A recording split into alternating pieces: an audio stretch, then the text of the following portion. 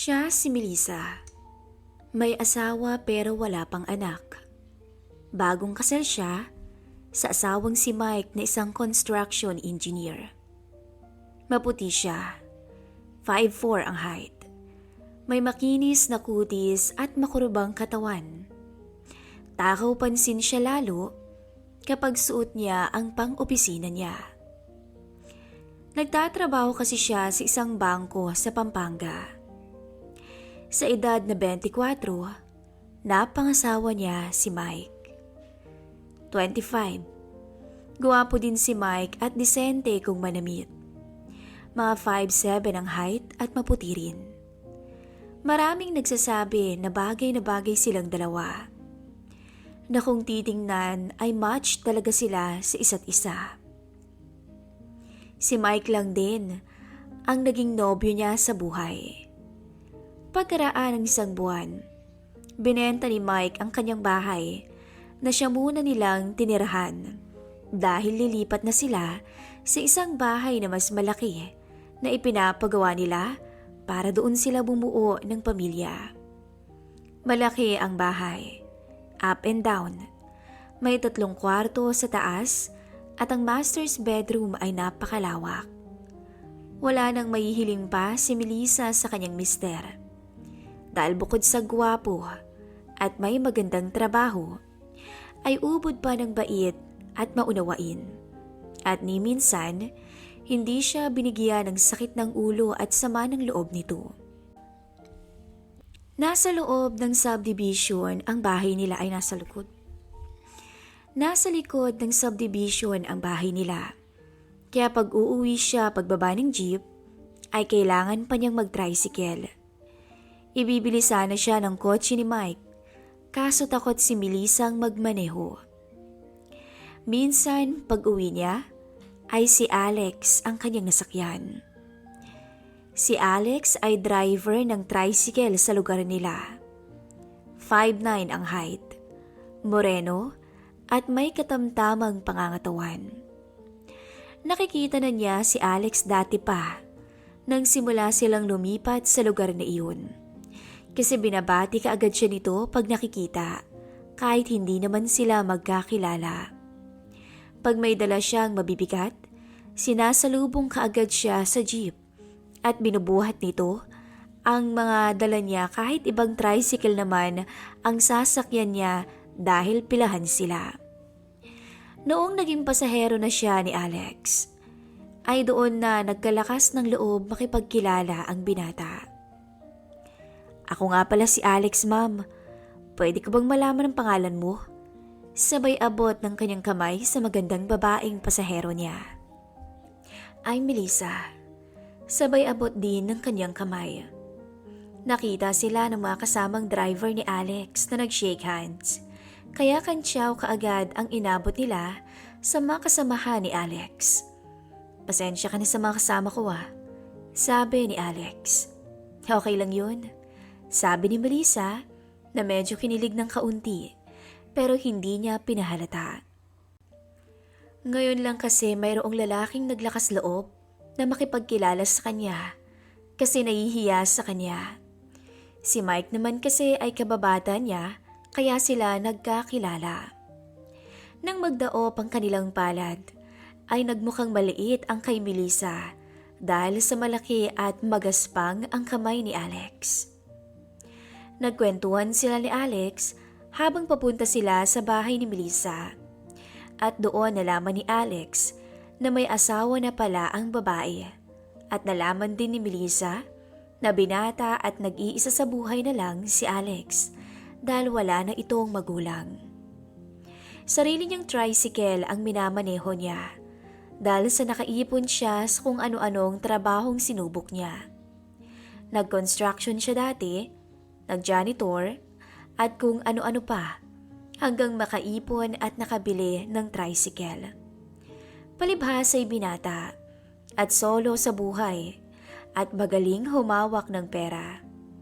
May bisyo din naman si Alex pero kontrolado. Naging palagay agad ang loob ni Melissa sa binata dahil mabait naman to at hindi bastos kausap. Minsan, Namalengke si Melissa nang may biglang humablot ng kanyang bag. Sigaw ng saklolo si Melissa at doon niya nakita si Alex na nakipagsuntukan sa snatcher at sa isang kasama nito na lookout. Taob kay Alex ang dalawa. Sabay kinuha ni Alex ang bag ni Melissa at ibinigay sa kanya. Umiiyak na yumakap si Melissa kay Alex at nagpasalamat. Buti na lang nandyan ka. Maraming salamat Alex ha. Ihahatid na kita sa inyo Melissa, sabi ni Alex. Habang nasa daan pa uwi, ay naroon pa rin ang takot kay Melissa. Kaya naman nagkwento si Alex sa kanya para mapahupa ang nararamdaman nitong takot dahil sa nangyari. Noong nasa tapat na sila ng bahay, ay niyaya ni Melissa si Alex na pumasok at para na rin ipakilala sa asawa niya. Ayaw sana ni Alex pero napilit din siya ni Melissa. Han, siya nga pala si Alex. Nasnatch ako sa palengke kanina pero tinulungan niya ako kaya nabawi ko yung bag ko. Wika ni Melissa. Salamat pare. Ako nga pala si Mike. Maraming salamat talaga sa'yo. Paano ka ba namin mapapasalamatan pare? Sabi ni Mike. Walang anuman yun sir, sabi naman ni Alex. Huwag mo na akong tawagin sir. Mike na lang pare. Nagkwentuhan pa sina Mike at Alex at maya-maya nagaya na si Mike na mag-inuman. Nagbihis muna si Melissa ng leggings na itim at t-shirt na puti habang nagluluto ng pulutan para sa dalawa. Nang lumabas si Melissa sa kusina, dala ang pinaritong chicken wings, ay napatingin ang dalawang lalaki. Dahil kahit simple lang ang suot ni Melissa, ay napakaganda talaga niya. Fit na fit ang itim na leggings niya, na lalong nagpaputi sa kanya. At ang kanyang puting t-shirt na rin, kaya lumitaw ang kurba ng kanyang katawan. Nang tumalikod na si Melissa, ay napagmasdan ni Alex ang porma ng kurbada nito, na lalong nagpaigting sa kanyang makatabi ang magandang misis sa kama. Nang matapos ang inuman ng dalawa, ay nagpaalam na si Alex at inihatid ni Melissa sa labas dahil lasing na si Mike at di na makatayo. Alex, maraming salamat ulit sa iyo ah. Sana'y makabayad ako ng utang na loob sa iyo. Takot na takot ako sa nangyari kanina. Buti na lang nandyan ka. Wala yun Melissa. Ang importante okay ka na. Dahil nakainom, ay naglakas humingi ng number ni Melissa si Alex. Nagpalitan sila ng number. Dahil marunong si Alex magkumpuni ng masirang gamit, kaya't baka kailanganin ni Melissa ang tulong niya minsan. Simula noon, madalas na ang pagtitext ng dalawa. At palagi na rin ang binata sa bahay ng mag-asawa. Pag may okasyon, at naging close siya sa dalawa, lalo na kay Melissa, dahil lagi silang magka-text ng lingid sa kaalaman ni Mike. Hindi naman binigyan ni Melissa ng kahulugan ang palagi nilang pag-uusap sa text, dahil di naman nagpapahiwatig ang binata, kundi kwentuhan lang sila sa buhay at nag-a-advise sa isa't isa pag may problema o malungkot si Melissa. Nagsimula na kasing maging busy si Mike dahil sa marami silang project at na-assign pa sa ibang lugar. Pero kahit ganun, ay binibigyan naman ng oras ni Mike ang asawa pag magkasama sila. Minsan, birthday ni Melissa at hindi nakauwi si Mike dahil may problemang inaayos sa site. Naiintindihan naman ni Melissa ang asawa, pero nakadama pa rin siya ng kalungkutan. Mga kamag-anak lamang nila ang bisita niya. Wala si Alex, kaya tinext niya pero hindi naman nag-reply. Mga 10:00 ng gabi nang magsiuwian na ang mga bisita niya, nang mag-text si Alex na nasa labas to ng bahay. Pagbukas niya ng gate, ay nakangiti ito at may dalang regalo. Happy birthday, sabi ni Alex at nagpaliwanag kung bakit late nang pumunta. Nahirapan pala tong maghanap ng panregalo at nag-sideline pa para may pambili. Ikaw naman, nag-abala ka pa. Tama na yung pumunta ka dito. Mayaman na buksan yung regalo ko kasi nakakahiya sa'yo eh. Ikaw naman oh, ano ba to? Secret, sagot ni Alex. Tara na nga sa loob at kumain ka na muna. Napansin ni Alex na wala si Mike habang kumakain siya. Kaya nagtanong siya kung nasaan si Mike. Hindi siya nakauwi dahil may problema sa site, sagot ni Melissa. Alam mo, kung ako sa asawa mo hindi kita iiwan, Melissa. Natawa si Melissa sa naging sagot ni Alex. Ano ba yung sinasabi mo? Okay lang naman eh, kasi naiintindihan ko naman siya, sagot ni Melissa. Ang swerte talaga ni Mike sa'yo. Maganda na at sexy. Maunawain pa. First time ni Alex na magsalita sa kanya ng ganun. Kahit alam niya na may gusto ito sa kanya, dahil halata naman sa mga mata nito pag nag-uusap sila. Regular na kasi siyang sinusundo ni Alex sa bangko pag wala ang asawa niya. Tinulungan muna siya ni Alex na magligpit sa mga kalat bago ito umuwi. Nagkwentuhan sila habang naguhugas ng mga plato at magkatabi sa lababo. Dikit na dikit ang mga siko nilang dalawa. Minsan nagkakatinginan pa sila habang nag-uusap. Parehong may tinatagong lihim na uhaw para sa isa't isa ang dalawa. Hindi nagpapahalata si Melissa. Samantalang si Alex, naghihintay lang ng reaksyon sa kanya. Pero walang nangyari, kaya umuwi na ito. Sa labas ay niyakap ni Melissa si Alex. Sabay nag-thank you bago umalis ang binata. Ang bango ni Melissa, kaya naman lalong tumindi ang pag-asam ng binata na matikman ang misis. Si Melissa naman ay ramdam niya ang matipunong braso ni Alex at hindi rin nakalampas sa kanya na mahalata sa suot na fit na maong short ng binata na mas nakahihigit to kaysa sa asawa. Lihim na napangiti sa isip ang misis. Pero napailing na lang din nang maisip yun dahil may asawa na siya at mahal niya si Mike. Ayaw mang aminin sa sarili ni Melissa. Pero unti-unti na siyang may nararamdamang kakaiba para sa binata. Kung pag-ibig o uhaw lang, yun ang hindi niya alam. Binuksan niya ang regalo ni Alex nang nasa kwarto na siya at napaisip bigla kasi 90s na kulay itim na manipis at maiksi ang regalo nito. Napangiti siya dahil naalala niya ang sagot ng binata nung tinanong niya to kung ano ang regalo nito. Secret ang sagot ng binata. Yun pala, Victoria's Secret ang tatak nito. Alam niyang mahal to. Nag-effort talaga ang binata sa regalo, pero alam niyang hindi tama na ganito ang regalo sa kanya, pero na-appreciate niya pa rin to habang sinusukat niya. Alex, salamat nga pala sa regalo mo. Nagustuhan ko yun. Pero bakit naman ito yung naisipan mong regalo sa akin? Text ni Melissa sa kanya. Nag-reply kaagad si Alex. Nung nakita ko kasi yan, nagustuhan ko kaagad at alam kong bagay sa'yo, reply ni Alex. Maya-maya, nag-reply kaagad ang magandang misis. Ang mahal ito ah. At hindi mo naman makikitang suot ko to eh, sagot niya. Walang mahal para sa'yo, Melissa. Tsaka, may isip ko lang na suot mo yan at nagustuhan mo yung regalo ko. Masaya na ako. Sana di ka na-offend sa regalo ko. Reply ng binata. Hindi naman, Alex. Pero salamat talaga. Good night na at thank you ulit. Mwah. Pinutol kaagad ni Melissa ang usapan dahil alam niya kung saan to mapupunta.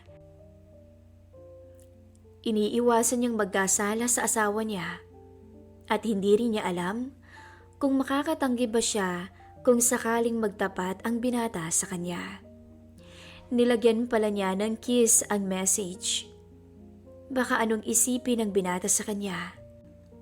Pero kahit na umiiwas, ay kinikilig pa rin si Melissa dahil para siyang nililigawan ulit.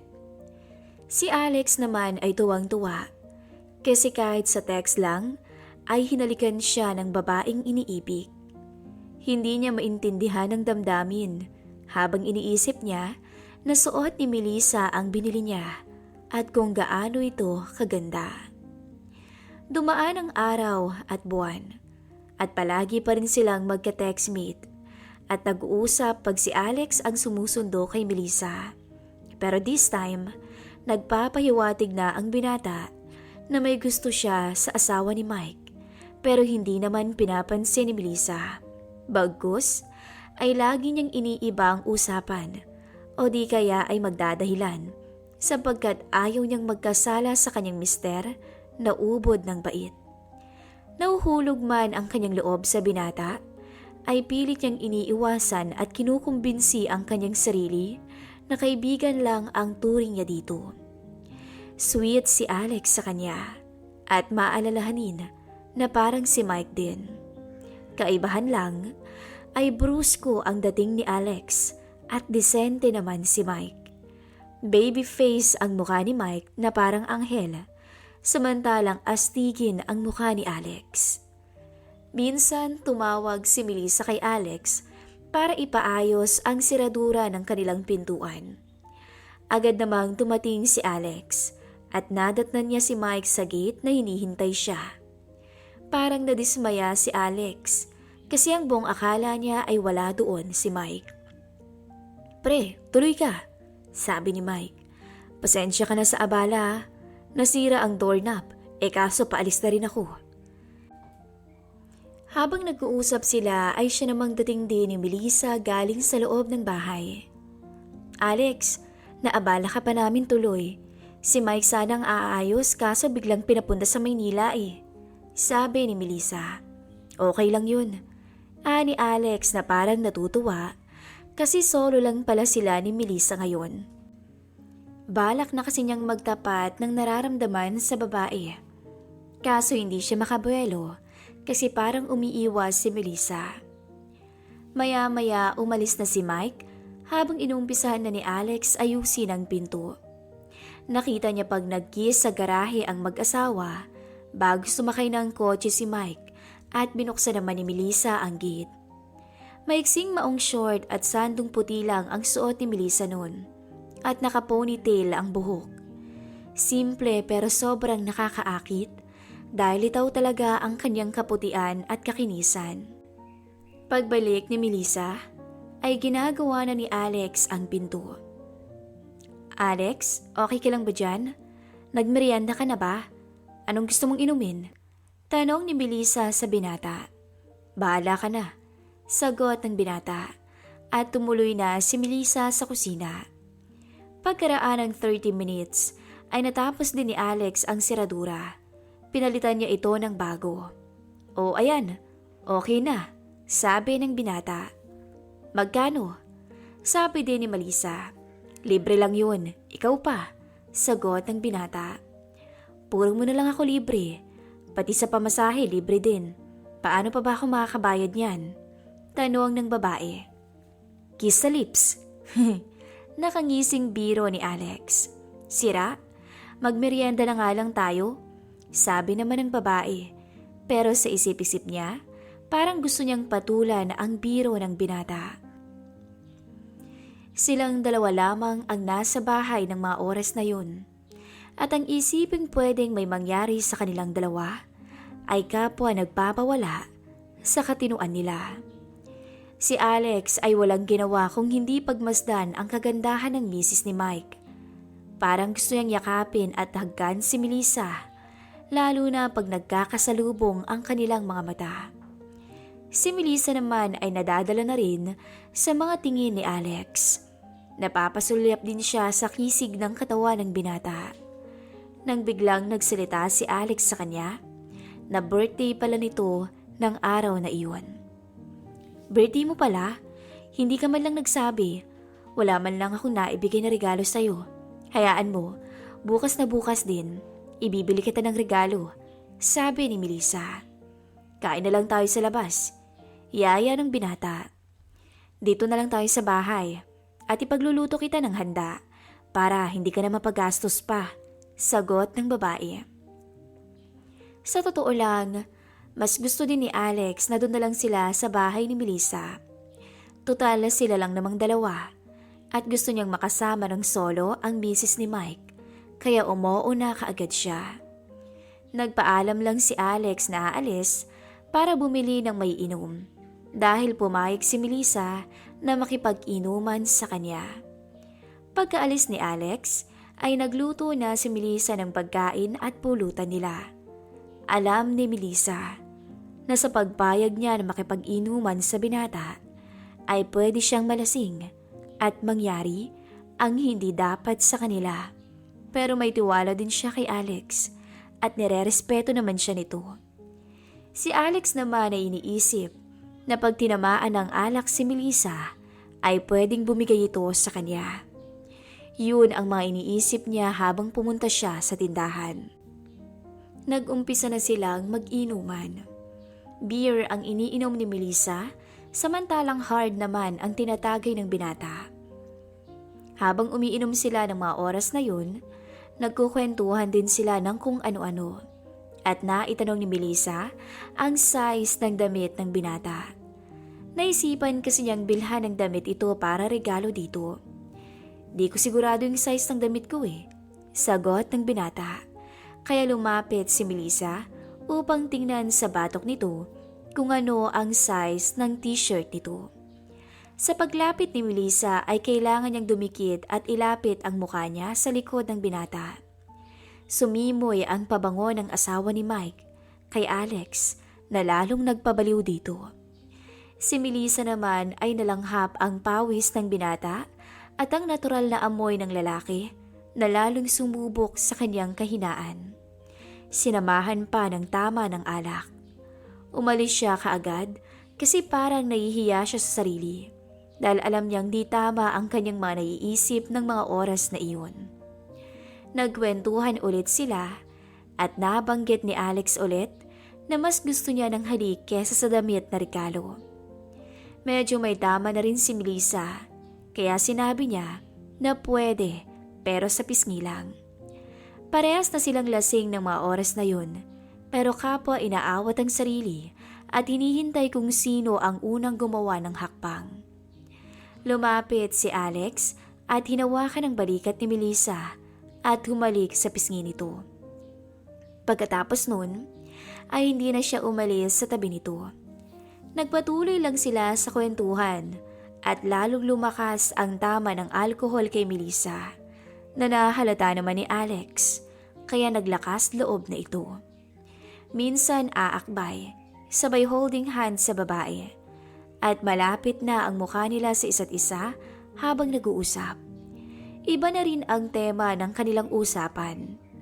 Napunta na sila sa usaping kama at karanasan. Dahil si Mike lang naman ang lalaki sa buhay ni Melissa, ay wala siyang maikuwento at nakikinig lang siya kay Alex.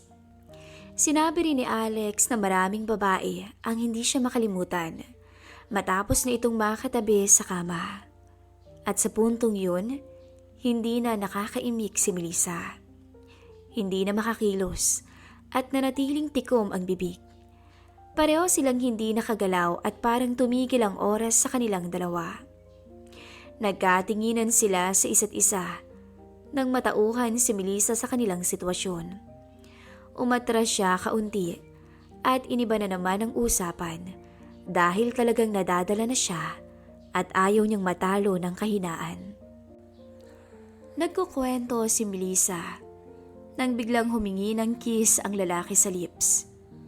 Nag-isip saglit si Melissa at dahil lango na siya sa alak ng mga oras na yun, ay hindi na siya nakaiwas pa. Hinawakan ni Alex ang kanyang muka at malambing na sinuyo ang kanyang labi habang nakatingin lang sa mga mata ng bawat isa.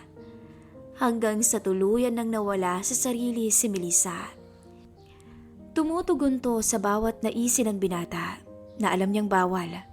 Pero nanaig pa rin to laban sa konsensya at pagmamahal sa asawa na wala naman ang mga oras na yun dahil nasa trabaho para sa kanilang kinabukasan. Kung alam lang ni Mike na sa mga oras na yun ay naudyok na ang kanyang misis na gumawa ng kataksilan sa kanya. Napasabunot na lang si Melissa kay Alex ng mga oras na yun. Hanggang sa napahaplos ang binata sa kanyang short at tinanggal ang botones nun sabay baba ng zipper nito. Doon ay parang natauhan si Melissa, sabay kapit sa dalawang balikat ni Alex at tinitigan niya to. Sabay sabing, "Mali, hindi to tama. Mahal ko ang asawa ko, Alex." Hindi sumagot si Alex. Bagkus ay tinitigan lamang siya nito, tsaka muling hinagkan ng malambing. Binuhat ni Alex si Melissa at dinala sa kabilang sofa na pang-isahang tao at inuupo ang babae doon. Nang mga oras na yun, ay tuluyang binukas nito ang binti ng misis na hindi na nagawang tumanggi pa. Nakalimot na ang ginang.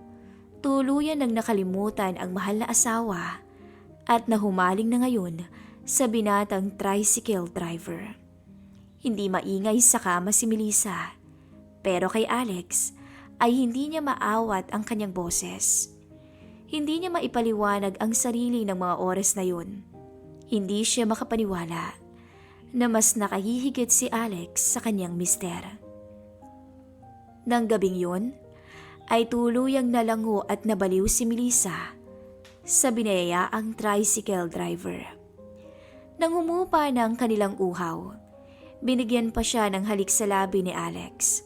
Nang bigla ay napadako ang paningin niya sa painting nilang mag-asawa noong kinasal sila. At doon, biglang natauhan siya sa malaking kasalanan na kanyang nagawa. Bigla niyang tinulak si Alex, sabay takbo sa kanilang kwarto. Hindi makatulog si Alex ng gabing yun dahil sa nangyari sa kanila ni Melissa. Hindi siya makapaniwala na may namagitan sa kanila ni Melissa. Pero nag-iisip siya kung ayos lang ba to dahil tumakbo ito sa kwarto habang umiiyak, kaya umuwi na lamang siya.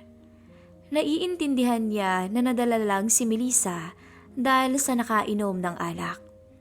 Makikipagkaibigan pa kaya si Melissa sa kanya? Mauulit pa ba ang nangyari o iiwasan na siya ng babae? Ito ang mga tanong na naglalaro sa isipan niya habang nakahiga. Tinext niya si Melissa pero hindi ito nag-reply hanggang makatulog na lang siya nang mag-uumaga na. Si Melissa ay di rin makatulog. Iyak siya ng iyak dahil sa kasalanang nagawa. Iniisip niya na layuan na si Alex dahil baka magtuloy-tuloy ang kanilang bawal na relasyon. Inaamin niya sa sarili na nahumaling siya at kahit nakukonsensya ay nananaig pa rin sa kanya ang isiping nakakabaliw talaga si Alex. Nasa ganun siyang pag-iisip nang mag-text si Alex. "Patawarin mo ako, kasalanan kong nangyari. Ginusto ko ang lahat dahil mahal kita." Yun ang text ni Alex. Gusto niyang mag-reply pero kinontrol niya ang kanyang sarili dahil determinado na siyang layuan si Alex. Lunes ng umaga. Nasa bangko si Melissa pero hindi siya makapag-concentrate sa trabaho.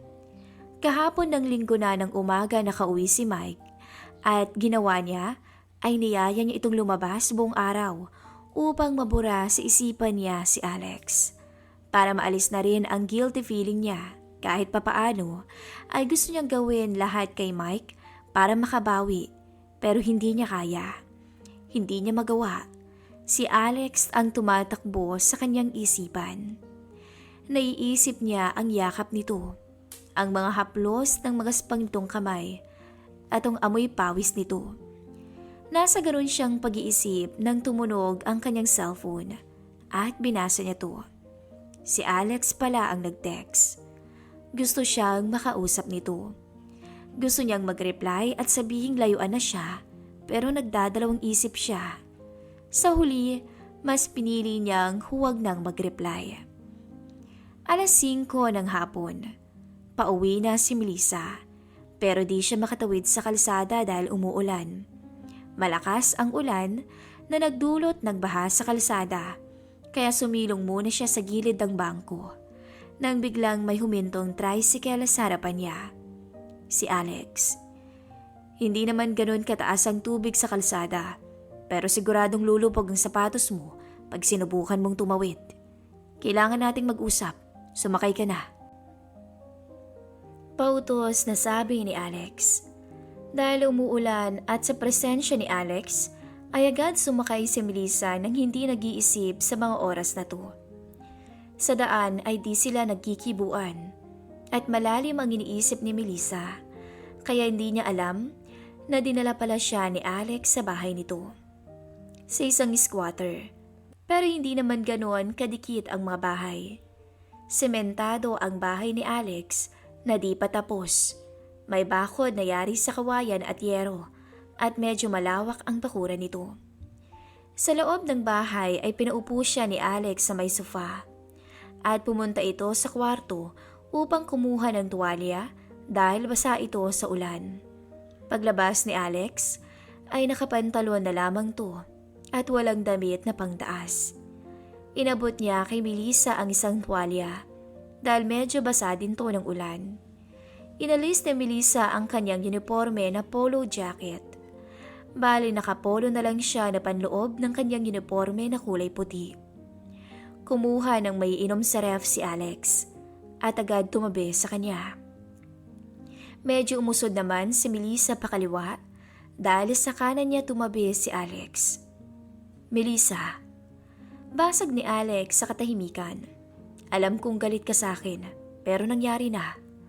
Nagsasorry ako sa'yo, pero di ako nagsisisi sa nangyari.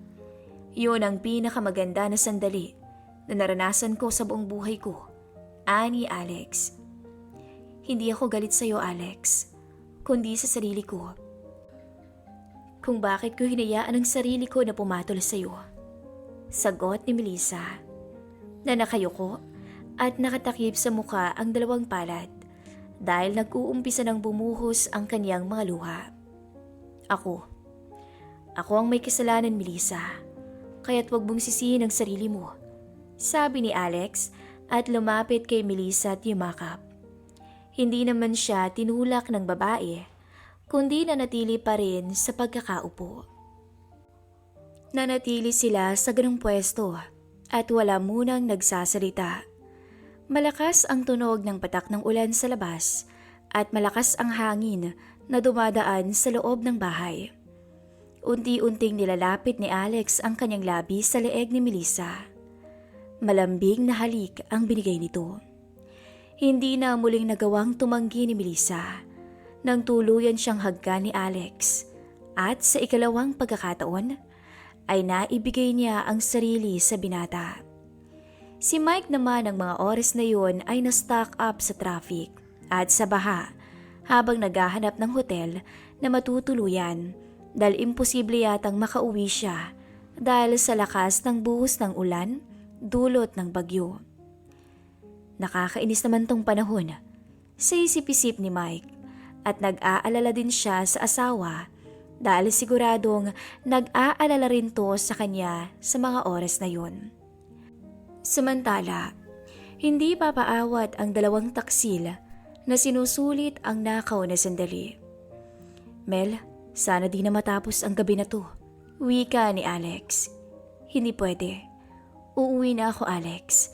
Baka dumating na si Mike sa bahay. Baka naman pwedeng humirit pa. Sabi ni Alex. Hindi na pwede. Last na to, di ba? Sagot ni Melissa.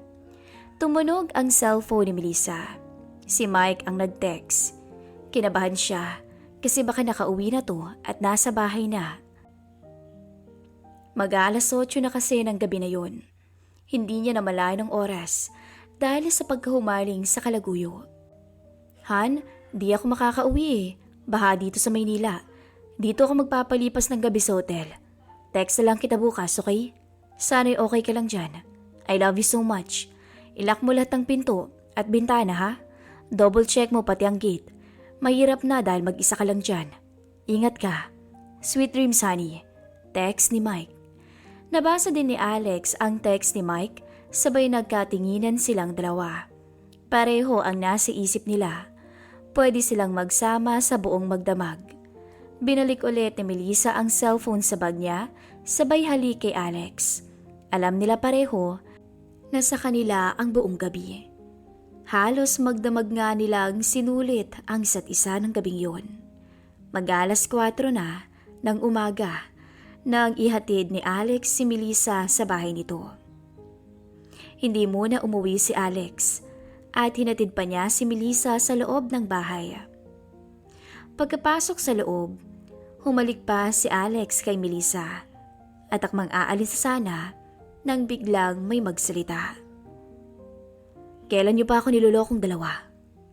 Laking gulat ni Melissa nang makita si Mike sa loob ng bahay. Tumingin ito ng masama sa kanilang dalawa.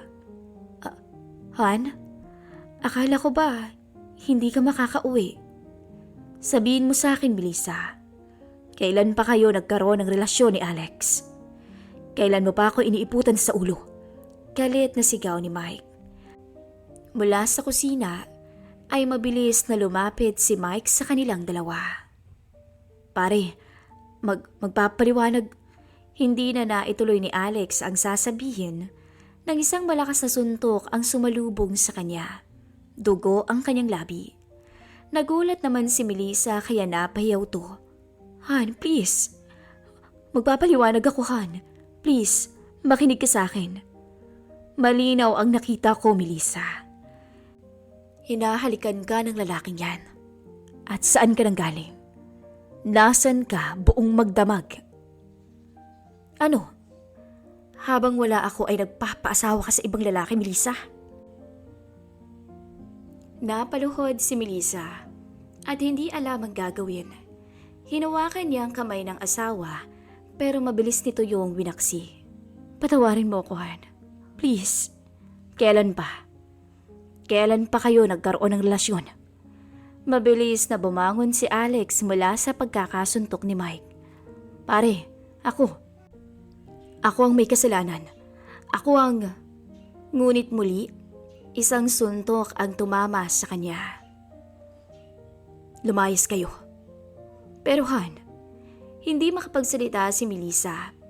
Wala nang salitang lumabas sa kanyang bibig. Dahil alam niya na sa mga oras na iyon ay tuluyan ng gumuho ang kanyang mundo. Tanging luha at hikbi ang maririnig mula sa kanya. Dahil kahit na anong gawin niyang pagmamakaawa, ay alam niyang sarado na ang isip ng asawa. Sa ngayon ay hiwalay na sila ni Mike. At may pamilya na rin to. At may isa na ring anak. Nanatiling magkasama naman sina Alex at Melissa. Dahil mula nang pinaalis siya ni Mike, ay doon na siya tumira sa bahay ni Alex. May dalawa na rin silang anak ni Alex. Isang babae at isang lalaki. Pero sunod-sunod ang kalbaryong nangyari sa dalawa. Naaksidente si Alex at nakaratay sa ospital. 6 na buwan na rin nabuntis si Melissa kaya't hindi ito nakakapagtrabaho. Problemado siya sa pera para sa pambayad sa ospital. Minsan tuloy ay napapaisip siya, ano kaya ang buhay niya ngayon kung sakaling sila pa rin ni Mike. Pakiramdam niya tuloy ay ngayon niya na pinagdudusahan ang mga kasalanang nagawa kay Mike.